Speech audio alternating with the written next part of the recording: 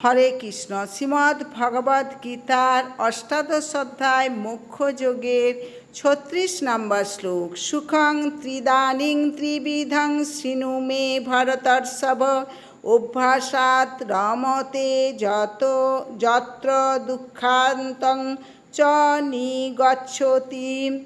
অনুবাদ।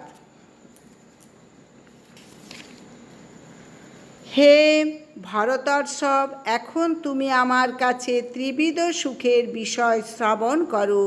বদ্ধজীব পুনঃ পুনঃ অভ্যাসের দ্বারা সেই সুখে রমণ করে এবং যার দ্বারা সমস্ত দুঃখের অন্তলাভ করে থাকে।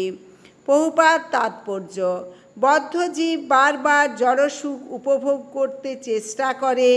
এভাবেই সে চর্বিত বস্তু চর্বণ করে, কিন্তু কখনো কখনো এই ধরনের সুখ উপভোগ করতে করতে কোনো মহাত্মার সঙ্গলাভ করার ফলে সে জড়জগতের বন্ধন থেকে মুক্ত হয়। পক্ষান্তরে বলা যায়, বদ্ধজীব সর্বদাই কোনো না কোনো রকমের ইন্দ্রিয় তৃপ্তি সাধনের চেষ্টায় রত থাকে, কিন্তু সাধু সঙ্গের প্রভাবে সে যখন বুঝতে পারে যে তা কেবল একই জিনিসের পুনরাবৃত্তি, তখন সে তার যথার্থ কৃষ্ণ ভাবনায় জাগরিত হয়ে ওঠে।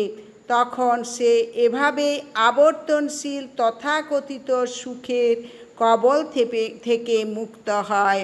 হরে কৃষ্ণ কৃষ্ণ কৃষ্ণ হরে হরে, হরে রাম রাম রাম হরে হরে।